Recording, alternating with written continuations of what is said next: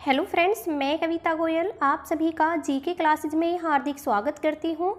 आज करेंगे हम हरियाणा जीके का मॉक टेस्ट 9। तो चलिए शुरू करते हैं। पहला क्वेश्चन है, देश की पहली सुरंग जिसमें एक साथ 2 ट्रेनें गुजर सकेंगी हरियाणा में कहाँ बनाई जा रही है? ये बनाई जा रही है अरावली की पहाड़ियों में।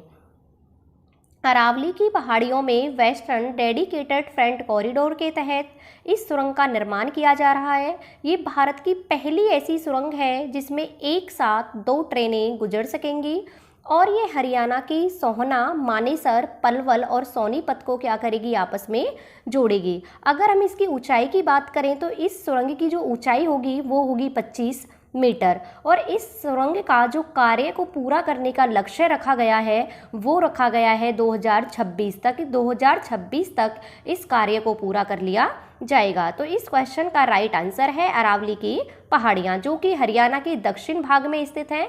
सबसे ज़्यादा अगर हम बात करें तो सबसे ज़्यादा जो अरावली की पहाड़ियों का विस्तार है वो हरियाणा के गुरुग्राम में है। वैसे महेंद्रगढ़, रेवाड़ी, गुरुग्राम, नूहू, इन सब में क्या है, अरावली की पहाड़ियाँ फैली हुई हैं। नेक्स्ट क्वेश्चन है, मेरी माटी मेरा देश अभियान कब शुरू किया गया? ये किया गया 9 अगस्त 2023 को। मेरी माटी मेरा देश अभियान 9 अगस्त 2023 को शुरू किया गया। इस 21 दिन के अभियान को देश की रक्षा में प्राण न्यौछावर करने वाले वीरों के सम्मान में आयोजित किया गया था। नेक्स्ट क्वेश्चन है, हरियाणा सरकार ने पहली बार किस जिले में राज्य स्तरीय तीज महोत्सव का आयोजन किया? ये किया था पानीपत में। हरियाणा के पानीपत में पहली बार तीज मेले का आयोजन किया गया। ये पानीपत के श्री गुरु तेग बहादुर मैदान में इस मेले का आयोजन किया गया था और इसमें कामकाज करने वाली 100 से अधिक महिलाओं को क्या किया गया, सम्मानित किया गया था। नेक्स्ट क्वेश्चन है, हरियाणा में 15 अगस्त 2023 तक जगमग योजना के तहत कितने गांव में 24 घंटे बिजली की आपूर्ति की जा रही है? ये की जा रही है 5745 गांव। 5745 गांव में 15 अगस्त 2023 तक महारा गांव जगमग गांव योजना के तहत 24 घंटे बिजली की आपूर्ति की जा रही है। नेक्स्ट क्वेश्चन है, हरियाणा देश में मशरूम उत्पादन में कौन से स्थान पर रहा? ये रहा है तीसरे स्थान पर। मशरूम उत्पादन में हरियाणा तीसरे स्थान पर है। पहले स्थान पर है बिहार और दूसरे स्थान पर है उड़ीसा। तो हरियाणा है तीसरे स्थान पर। चौधरी चरण सिंह कृषि विश्वविद्यालय है हरियाणा के हिसार में। उसके नेहावाल कृषि प्रायोगिक संस्थान में मशरूम उत्पादन केंद्र स्थित है। कई बार पूछ लिया जाता है कि मशरूम उत्पादन केंद्र कहाँ स्थित है, तो चौधरी चरण सिंह कृषि विश्वविद्यालय हिसार में है और उसी में है नेहावाल कृषि प्रायोगिकी संस्थान और उसी में क्या है, मशरूम उत्पादन केंद्र स्थित है। और सबसे ज़्यादा जो मशरूम होता है हरियाणा में वो होता है सोनीपत में। नेक्स्ट क्वेश्चन है, इस हरियाणवी ने आंखों से 10 किलो वजन उठाकर OMG of book world record में अपना नाम दर्ज करवाया है। ये किसने करवाया है? ये करवाया है पहलवान विजेंद्र सिंह ने। पहलवान विजेंद्र सिंह भिवानी से हैं। भिवानी के स्टील मैन के नाम से इन्हें जाना जाता है। इन्होंने 10 किलो वजन आंखों से उठाकर OMG book of world record में अपना नाम दर्ज कराया है।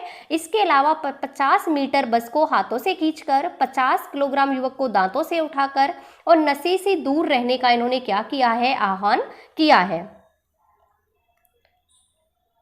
नेक्स्ट क्वेश्चन है, 15 अगस्त 2023 को हरियाणा के राज्यपाल ने कहाँ ध्वजारोहण किया? ये किया था रोहतक में। 76वें अमृत महोत्सव पर हरियाणा की राज्यपाल हैं बंडारू दत्तात्रेय। उन्होंने रोहतक में ध्वजारोहण किया। अगर इसके बाद हम बात करें मुख्यमंत्री की, मनोहर लाल खट्टर ने, उन्होंने फतेहाबाद में क्या किया था, ध्वजारोहण किया था मुख्यमंत्री ने। और उप मुख्यमंत्री दुष्यंत चौटाला ने हिसार जिले में ध्वजारोहण किया था।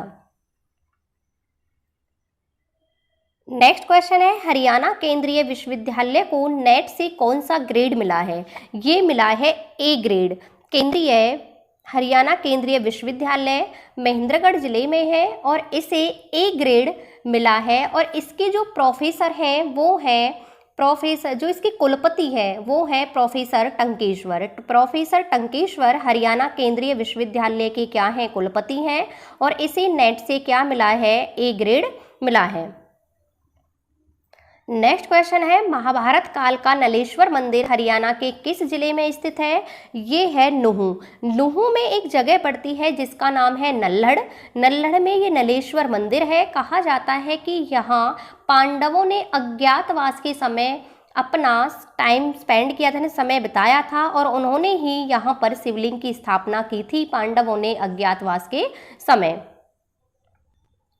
नेक्स्ट क्वेश्चन है, कुरुक्षेत्र विश्वविद्यालय ने मुख्यमंत्री को किस भाषा का सर्टिफिकेट प्रदान किया है? ये किया है जापानी भाषा का। कुरुक्षेत्र विश्वविद्यालय ने मुख्यमंत्री को जापानी भाषा का सर्टिफिकेट क्या किया है, प्रदान किया है। इसके अतिरिक्त अगर हम बात करें तो गुजरात की राज्यपाल है आचार्य देवव्रत, और एक गीता मनीषी हैं जिनका नाम है ज्ञानचंद। इन दोनों को doctor of literature D Litt की मानक उपाधि से भी सम्मानित किया गया है, इन्हें ये उपाधि दी गई है। नेक्स्ट क्वेश्चन है, हरियाणा के किस जिले में देश की दूसरी सबसे बड़ी गौशाला बनाई जाएगी? ये बनाई जाएगी हरियाणा के सोनीपत में। हरियाणा के सोनीपत में देश की दूसरी सबसे बड़ी क्या बनाई जाएगी, गौशाला बनाई जाएगी। इसके अतिरिक्त जो गौशाला बनेगी वो बनेगी इसके बाद गुरुग्राम में, जींद में, रोहतक में, पानीपत में, लेकिन फिलहाल कहाँ बनाई जा रही है? ये बनाई जा रही है सोनीपत में।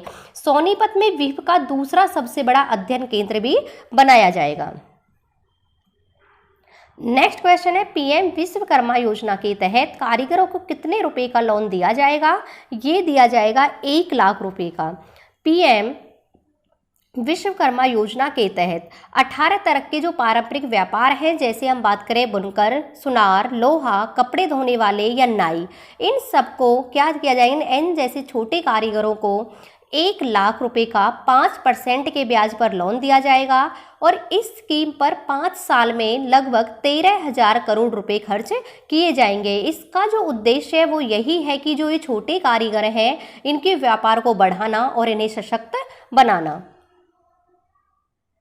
नेक्स्ट क्वेश्चन है, थानेश्वर में वर्धन वंश पुष्यभूति वंश की स्थापना किसने की थी? ये की थी पुष्यभूति वर्धन ने। पुष्यभूति वर्धन ने इस वंश की स्थापना की थी। इस वंश के जो सबसे शक्तिशाली शासक रहे हैं वो है हर्षवर्धन, जो कि प्रभाकर वर्धन के बेटे थे। इस वर्धन वंश की स्थापना पुष्यभूति ने की थी, और इसका जो पुराना नाम था, कहाँ की थी? थानेश्वर में। थानेश्वर का जो पुराना नाम था वो था स्थानेश्वर, और स्थानेश्वर में एक शिव मंदिर है जिसका निर्माण भी किसने करवाया था? स्थानेश्वर के शिव मंदिर का निर्माण पुष्यभूति ने ही कराया था, लेकिन उसका पुनर्निर्माण सदाशिवराव भाऊ ने कराया था। ये दो क्वेश्चन अलग अलग है। निर्माण तो कराया था पुष्यभूति ने, लेकिन उसका पुनर्निर्माण करवाया था सदाशिवराव भाऊ ने। और इसके बाद जो सबसे शक्तिशाली जो शासक रहे हैं वर्धन वंश के वो थे हर्षवर्धन, जिनका जन्म होता है 590 ईस्वी में, और 647 में उनकी मृत्यु हो जाती है। 606 में वो गद्दी पर बैठते हैं। और जो थानेश्वर की राजधानी पूछी जाती है तो थानेश्वर की राजधानी क्या थी? कुरुक्षेत्र राजधानी थानेश्वर थी, लेकिन जो दूसरी राजधानी बनाया था हर्षवर्धन ने वो बनाया था कन्नौज को। कई बार पूछा जाता है कि हर्षवर्धन ने पहली राजधानी तो उनकी थानेश्वर थी, लेकिन दूसरी राजधानी क्या थी? वो थी कन्नौज, और कन्नौज के राजा को हराकर ही उन्होंने उसकी स्थापना की थी, उसे अपनी राजधानी बनाया था। हर्षवर्धन के साथ साथ एक रचनाकार भी थे। उन्होंने रचना की थी रत्नावली, प्रियदर्शिका और नागानंद। ये किसकी रचनाएं हैं? ये हर्षवर्धन की रचनाएं हैं। उनकी दरबारी कवि की हम बात करें तो वो थी बाणभट्ट, और बाणभट्ट ने 2 फेमस रचनाएं उनकी थी, एक थी हर्ष चरित्र और दूसरी थी कादम्बरी। हर्ष चरित्र में सारा हर्ष के शासनकाल के बारे में वर्णन है। इन्हीं के शासनकाल में, हर्षवर्धन के शासनकाल में भी चीनी यात्री ह्वेनसांग भारत आए थे। 629 में वो भारत आते हैं ह्वेनसांग। 634 से लेकर और 644 तक वो हर्षवर्धन के ही उसमें रहते हैं। कुरुक्षेत्र थानेश्वर में ही वो टाइम स्पेंड करते हैं, और उन्होंने सीयूकी की रचना की थी। और हर्षवर्धन का ही युद्ध होता है पुलकेशिन द्वितीय के साथ नर्मदा नदी के तट पर 632 में, और जिसमें क्या होती है, इसमें हर्षवर्धन की हार हो जाती है और पुलकेशिन द्वितीय की इसमें क्या होती है, जीत होती है। तो ये थे, ये हर्षवर्धन से बहुत सारे क्वेश्चन पूछे जाते हैं। तो इस वंश की जो स्थापना की थी वो तो की थी पुष्यभूति ने, लेकिन इसके जो सबसे शक्तिशाली शासक रहे थे वो थे हर्षवर्धन। नेक्स्ट क्वेश्चन है, राज्य के किस क्षेत्र में शिवालिक पहाड़ियां स्थित हैं? तो ये हैं दक्षिण में, शिवालिक पहाड़ियां हैं उत्तरी पूर्वी में। राज्य के उत्तरी पूर्वी में है शिवालिक पहाड़ियां, दक्षिण में है अरावली पहाड़ियां। उत्तरी पूर्वी में है शिवालिक पहाड़ियां। शिवालिक की जो सबसे ऊंची चोटी है उसका नाम है करहो, जिसकी अगर हम ऊंचाई की बात करें तो 1514 मीटर क्या है, उसकी ऊंचाई है करहो की। अगर जिले में हम बात करें तो जिले में पंचकुला, यमुनानगर और अंबाला, इन तीन जिलों में सबसे ज्यादा विस्तार है शिवालिक की पहाड़ियों का। नेक्स्ट क्वेश्चन है, तोमर शासकों के समय हरियाणा क्षेत्र की राजधानी कहाँ विद्यमान थी? ये थी दिल्ली में। तोमर शासकों के समय जो हरियाणा क्षेत्र की राजधानी थी वो कहाँ थी? वो थी दिल्ली। तोमर शासकों को सबसे पहले 1139 में चौहान वंश के राजा थे अर्नोराज, उन्होंने हराया था। लेकिन 1156 में जो इनका अंत किया था वो किया था विग्रहराज चतुर्थ ने, किसका? तोमर को। तोमर की स्थापना अनंगपाल ने की थी, और अनंगपाल द्वितीय तोमर वंश के दूसरे राजा थे जिन्होंने फरीदाबाद की सूरजकुंड झील का निर्माण करवाया था। नेक्स्ट क्वेश्चन है, भक्त व संगीतज्ञ सूरदास किसके समकालीन थे? ये थे अकबर के समकालीन। अकबर के समकालीन थे कौन? ये थे सूरदास। सूरदास कहाँ से थे? ये सिही गांव है जो कि फरीदाबाद जिले में पड़ता है। और जो सूरदास थे इनके गुरु थे बल्लभाचार्य और संत हरिदास। उनकी रचनाएं हैं सूरसागर, सुरसावली। सूरदास को हिंदी काव्य का महास्तंभ कहा जाता है। किसको? सूरदास को। अकबर के टाइम के क्या थे? उनके समकालीन थे। नेक्स्ट क्वेश्चन है, राज्य में देवी तालाब का शिव मंदिर कहाँ स्थित है? ये है पानीपत में। देवी तालाब का शिव मंदिर पानीपत में है। पानीपत में तीसरा युद्ध होता है 14 जनवरी 1761 को। मराठों और अब्दाली के बीच ये युद्ध होता है जिसे पानीपत की तीसरी लड़ाई के नाम से जानते हैं। इसके बाद मराठों की हार हो जाती है। उसके बाद इनका एक सरदार था जिसका नाम था सरदार मंगल रघुनाथ। उसी ने तीसरे युद्ध के बाद, पानीपत के तीसरे युद्ध के बाद देवी तालाब के शिव मंदिर का निर्माण करवाया था। किसने? मराठा सरदार मंगल रघुनाथ ने। नेक्स्ट क्वेश्चन है, तरावड़ी में लड़े गए प्रथम युद्ध में किसकी विजय हुई थी? तो ये हुई थी पृथ्वीराज चौहान की। तराइन में टोटल तो हुई थी 3 युद्ध, लेकिन 2 हुए थे लगातार। पहला हुआ था 1191 में जो कि पृथ्वीराज चौहान और मोहम्मद गौरी के बीच हुआ था 1191 में। और इसमें जो पृथ्वीराज चौहान है उनका जो साथ देते हैं वो देते हैं हासी के शासक थे गोविंद राय, और इसमें पृथ्वीराज चौहान की जीत होती है। लेकिन इसके बाद 1192 में दूसरा युद्ध होता है तराइन में ही, और ये भी किसके बीच होता है? पृथ्वीराज चौहान और मोहम्मद गौरी के बीच होता है। लेकिन अब की बार क्या होता है, इसमें पृथ्वीराज चौहान हार जाते हैं और मोहम्मद गौरी जीत जाते हैं। इसके बाद तीसरा जो तराइन का युद्ध होता है वो होता है 1215 में इल्तुतमिश और यल्दौज कोवाचा के बीच वो युद्ध होता है। लेकिन तराइन का जो पहला युद्ध हुआ था वो 1191 में हुआ था और उसमें पृथ्वीराज चौहान की जीत होती है। नेक्स्ट क्वेश्चन है, national research centre for integrated pest management की स्थापना कब हुई थी? ये हुई थी 1988 में। 1988 में इसकी स्थापना हुई थी। और ये कहाँ है? ये हरियाणा के फरीदाबाद जिले में है। फरीदाबाद की अगर हम बात करें तो फरीदाबाद को एक संत थे बाबा फरीद, उन्होंने 1607 में इसे बसाया था। लेकिन अगर एक अलग जिले के रूप में अगर हम बात करें तो ये 15 अगस्त 1979 यानी कि 1979 को एक अलग राज्य, अलग जिले के रूप में अस्तित्व में आया था फरीदाबाद।